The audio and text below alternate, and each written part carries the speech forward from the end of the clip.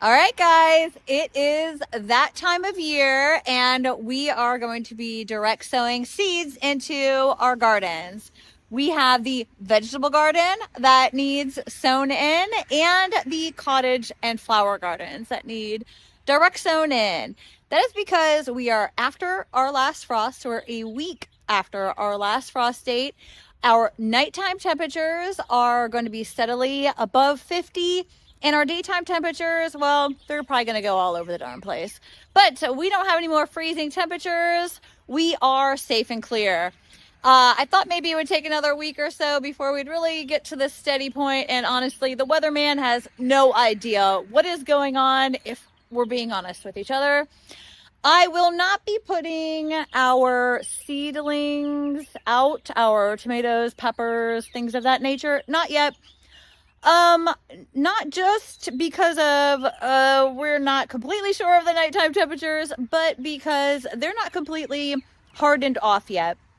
I've been taking it nice and easy. I want as very little transplant shock as possible. I've had a hard time with some of my seedlings, especially my pepper seedlings. My tomato seedlings are, where am I at? My tomato seedlings are rock stars. I waited a little bit longer than the previous years to start them from seed inside, and it is definitely paying off. Next year, I may even wait even longer to start them because they are a little big, and we still have another week before we put them out. Anyway, I digress. It is a day to plant seeds in the ground, and it's overcast today. We had moisture yesterday, quite a bit, just little bits of moisture throughout the day and night. So the soil is rather wonderful right now. So let's get to work. And before I get too far into this, guys, if you haven't subscribed yet, please hit the subscribe button. We really appreciate it. And if you like this video or any of our others, hit the like button. Thank you.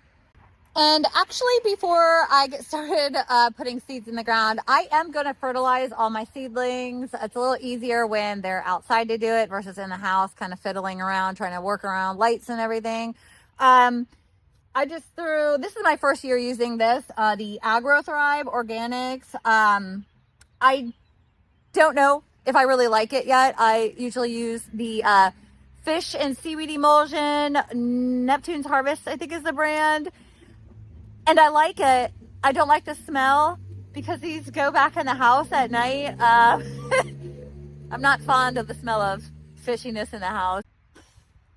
Okay, so the AgroThrive doesn't smell like fish, but it does smell like molasses or something. So it is a strong smell still, but it's not like disgusting like fish. And I just kind of have everything ready in this little basket of what I'm going to try to get done today. Now, I'm not going to guarantee I'm actually going to get it all done. And a big whoop-de-doo if I don't get it all done today. I can do it next weekend, because I have the work week coming up. So this little container here of my squash, which I did start some indoors just like a couple weeks ago because they grow so fast. But I also want to start some in the ground. This has squash and all my bush beans, my runner beans, stuff like that. The bed that I'm going to be planting a lot of that in is not built. This is the wood that we're going to be using to build that bed. Now, I do have a lot of raised beds. Well, I have like 4 or 5 raised beds. 5 raised beds right now that are, pretty high raised beds. Because I have a lot of reasons for it. But I want to keep the theme going since I started doing them that way. Aesthetically pleasing to have, it look all very nice and uniform and similar. So that's why I'm continuing to do them, even though my first few were necessary to do. I'm continuing some more that way for that part of the garden space, my vegetable garden.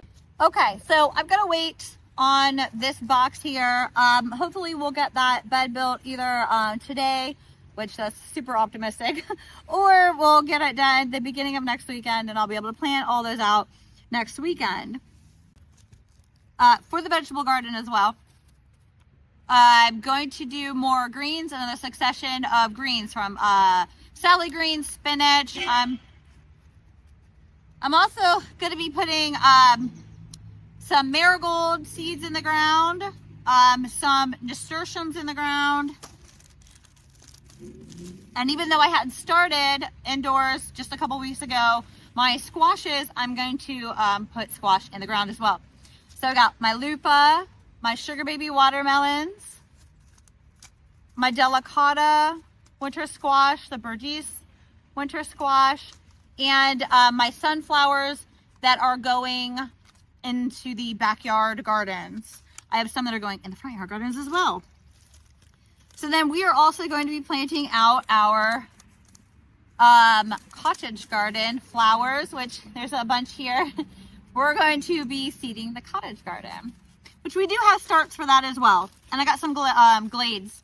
I got these from the Dollar Tree actually, and I really like this shade of yellow. So we're gonna put those in the ground as well. And hopefully I have enough tags. We'll see.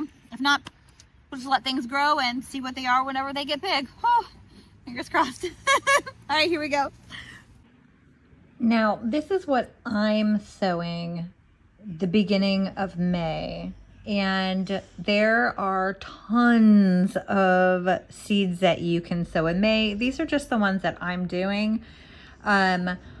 It's in my area too late to do any cold crops like the cabbage, the broccoli, and all of that. It's just too far behind on that unless you have starts and your starts are going out. And even then, we get really hot really quick here.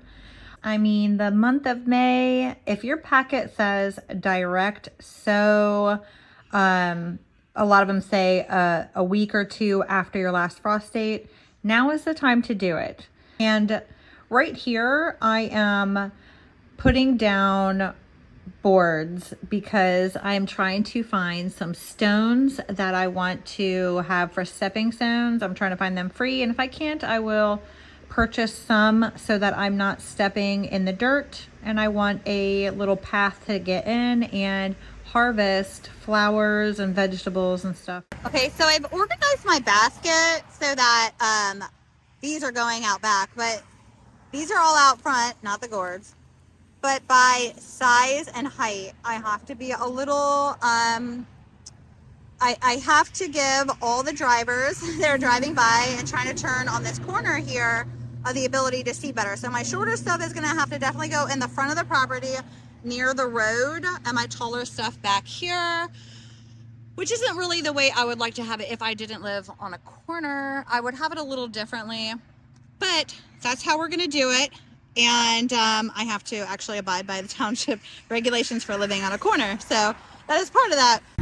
I've got a bunch of zinnias. I've got some sherbet carnations, a couple cosmos, another zinnia here, and some sunflowers. Now, like I said, I did start a lot of things from seed inside, so I got to take that into consideration. I'm going to have other plants coming out here. And I'm going to seed a little heavily, and then I will thin out as well. These sunflowers are going to get 5 feet tall, so they're actually going to go back by the house, like closer to the house, on the other side of this little path. Actually, I think it would be neat to have like 1 or 2 just poking right up in the center of this. Oh, that would look really neat. I'm going to do that. You know, cottage gardening is different. You're not abiding by spacing the same way either. You want it very dense. And by having it really dense, we also are going to keep weeds out. So that's pretty cool.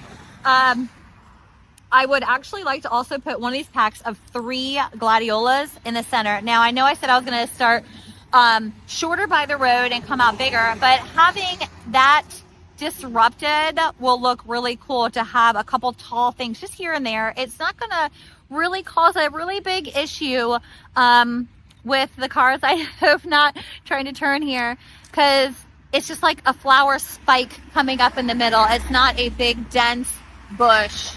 The sunflower seeds may be slightly different than that, but I'm going to have them a little bit further back into here.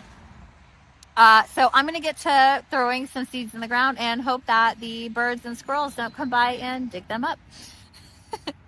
So I kind of put that wood there. That's my last stepping stone into this like U that I'm kind of creating. And I would like to actually have them kind of right here. I'm gonna move that the mulch aside to expose my compost like that. I'm gonna dig a hole, and I'm actually gonna put these pretty close together.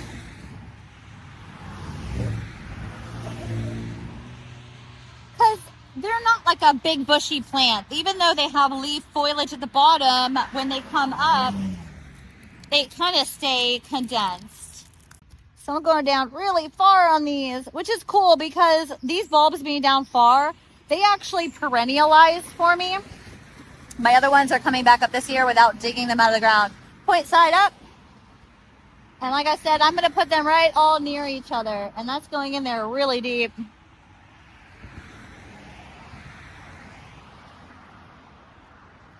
It says 8 inches on the package, and that's from the top of the bulb to the top of the soil. Okay. I'm going to water that in and then push mulch over it. All right, so these sherbet carnations are going to get, let's see, it says, 24 to 30 inches tall and produce 10 to 24 stems a piece, which is amazing. Cool.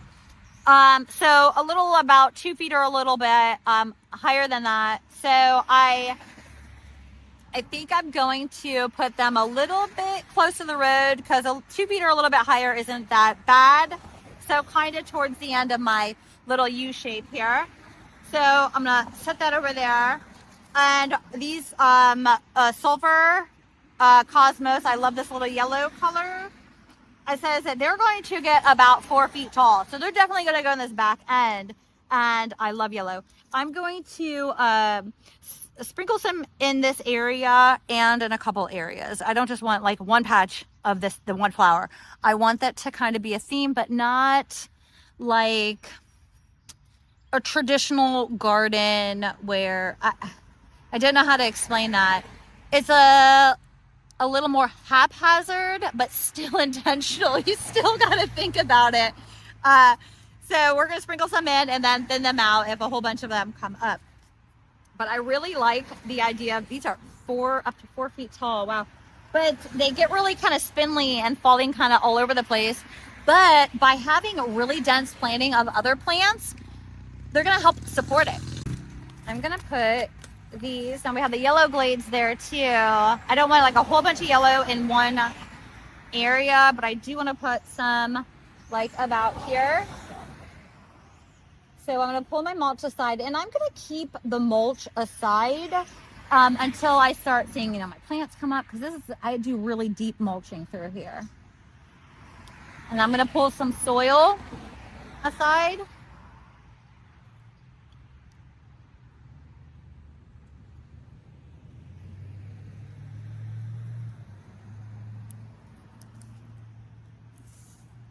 If you see, these are like really kind of weird looking seeds. They're like little tiny brown banana seeds. That's what it reminds me of.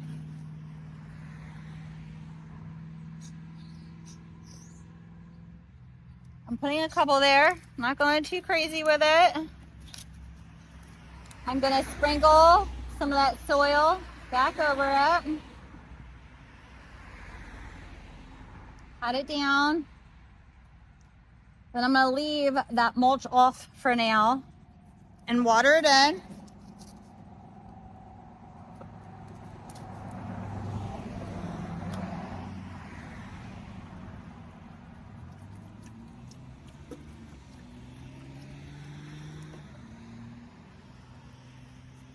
Put a tag on it. I'm going to make 2 tags because I'm going to put these somewhere else too. Okay, so a little bit of a different angle here. That's the corner road. The house is right there. My daughter is hanging out. We live on a very busy street. I'm going to edit the sounds of the cars out, but it's still going to be horrible. All right, so I kind of ran out of tags. You can kind of see the wet areas.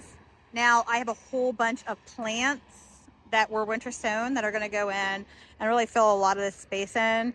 I think I'm going to put some more seeds for the carnations over here. It would be really pretty. But You can see I put in many of the dwarf zinnias here, some carnations here. Carnations, I got the gladiolas there. I also want to anchor the bed areas together. I put yellow gladiolas over there as well. And then whenever I go to thin, I might just separate some out of the plants and try to fill in some of the areas to connect the colors together. Let's see.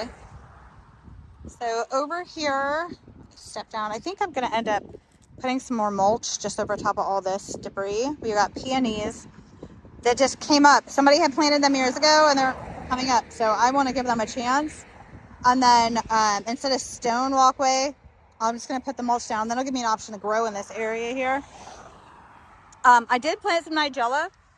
I did those earlier in the season and some of those came up, not many. I have some onions over here too. I actually had intentionally planted there. Some lilies that were given to us, like day lilies by a neighbor. I put the silver cosmos here, which are going to get really tall. Oh, and we have a lupin here. Lupin here. Can't remember which ones those were though. The seashell cosmos. I've got bells of Ireland that I had seeded in, and they're definitely not coming up. So I think I'm going to pull that within the next week. I kind of caged over it so animals wouldn't dig the area up. I have the queen lime zinnias here, vanilla ice sunflower, queen lime zinnias, cosmos sulfur here. And with the zinnias, we can kind of succession sow to give us fresh zinnias. So I don't want to pack it too tight with the zinnias right this week. I also want to see what it's like when I have a ton of seedlings to put out. So I want to start some going, see where we're at, and then put more in if I need to. I've got onions also planted in here. I have so many onions. Also, I need to actually get my milk jugs opened up, my winter sown milk jugs. I don't really have time today. So the days are going to be like in the 80s this week. So I'm going to put all of these into an area of the yard that gets morning sun and evening shade. This is a little bit evening shady, but midday the sun is still beating on these, and I think it's just a little too much sun for them. I don't want to burn out and kill any of my poor little winter sown seedlings. Okay, so what I do have time for today, before I have to go in and do all my cooking for the week, because I meal prep on my last day of my weekend, I meal prep for our work week. So I'm going to get all that done, but I do have time to put some seeds into this part of our vegetable garden. And this is going to, these beds are a little bit small, but these are going to be for squash. And I'm going to put some sunflowers back here. So I do have some started as little seedlings, but I want to put some in the ground too. That way I have guarantees. And if I have extras, I'll just give them to somebody. What I'm going to put back here, and I'm going to start on the back and work my way forward a little bit, is I'm going to start with my sunflowers. Now, we're going to be doing the gray stripe sunflower. So, here, I'm going to do the gray stripe sunflower. This I got, I don't know if this was free or if I accidentally ordered this, the sunflower Teo from Seeds and Such. I had to do a little research to figure out what it was. It is a cut flower, 6 to 7 foot tall, non-branching, and the flowers are supposed to be 8 to 10 inches large. So it's a pretty decent sized sunflower. And I got teddy bear sunflowers. So this is going to go back here because when I look out my back door, I want to see all the way. This is kind of closest to the back of our property that I can get without getting into the bush, the thicket of forsythia. We'll eventually work into that a little bit more. But I'm going to look out my back door and I want to see all these big, beautiful, tall sunflowers when I look out. I am concerned that birds and squirrels and everything else under the sun is going to try to eat these. I do have a piece of hardware cloth. I'm going to go grab that. I only have enough to put over, like, say, one side of this bed, and the other side is going to have to fend for itself. We'll see what happens. So there's something else that's worth pointing out is I don't sit here and take super delicate care in planting my seeds. I don't have time to just sit here and be like, okay, well, this one needs 1/8 of an inch of soil, so I'm gonna be very careful as to put the exact amount. Yeah, it'd be great. I probably would have like 100% germination if I was like super particular about how I plant all of my seeds. I have a life that isn't just gardening, even though a large portion of my life is about gardening. But I have a very busy schedule. I don't have time to sit and mess around detail working this. I tend to just kind of like throw some seeds down, let them come up, what will come up, and pluck out if I got too many, and hope for the best on most of the things I put in the ground. If I put a lot of seeds down, I'm guaranteed to have something come up. That is kind of how I work it. All right, so sunflowers in the back is how I'm gonna work this. I actually had done something. I have asparagus I started from seed back here. I honestly don't expect it to do well, mainly because I didn't realize that we can't really grow asparagus, or we shouldn't be able to grow asparagus really well here because of all the black walnut trees. We'll see what happens.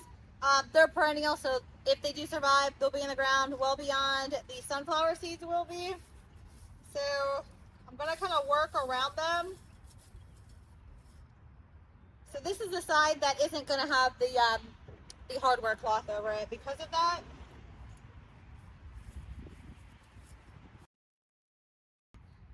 Kind of made a little trough down here, and that's how I prefer to do it. It's like a little trough. And push the soil back over them. A little bit of thin mulch. I am pushing this mulch back over these. Kind of a lighter mulch than that wood mulch in the up front. And it's not that deep really. And I am gonna end up putting sunflowers just randomly all over back here on the edge of all this brushy area, just to have, hopefully if they come up, pokes of really pretty sunflowers sticking through everywhere. I'm gonna do these teddy bear flower sunflower seeds right now. These ones say 5 to 6 feet tall, and these ones are 6 to 7 feet tall. Woo! I'm gonna stagger plant one of these, kind of like staggering them in a zigzag on this side over here. And I'm gonna over sow it. I'm gonna sow extra because I don't know what back here, we get a lot of little wildlife. And I don't know how many are gonna make it. I'm hoping all of them. Oh, this must have been a free seed packet or something.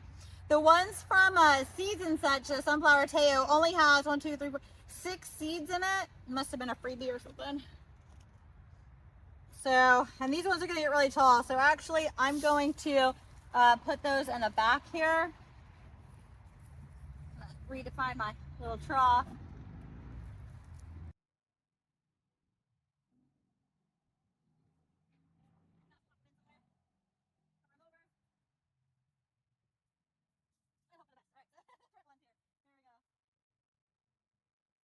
Listen, I'm just sprinkling now. It is what it is. If it works, it works. If it doesn't, it doesn't. I have a feeling we're gonna have sunflowers no matter what then. All right, water it in. Whoops, might even lost one right there.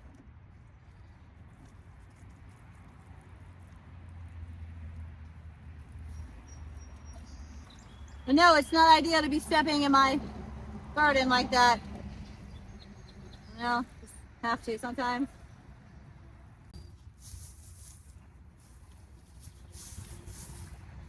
And perfect timing. Husband's home from the grocery store with some of the supplies we need to make dinner. So I'm actually gonna save all of the rest of my seed sowing, my squash and everything for next weekend. It was really fun planting these seeds with you guys. Don't forget to subscribe and hit that like button. And hey, in the comments, let me know, what are you sowing this week outdoor direct sown? All right, guys, thank you for watching Garden and Grease. Have a good one.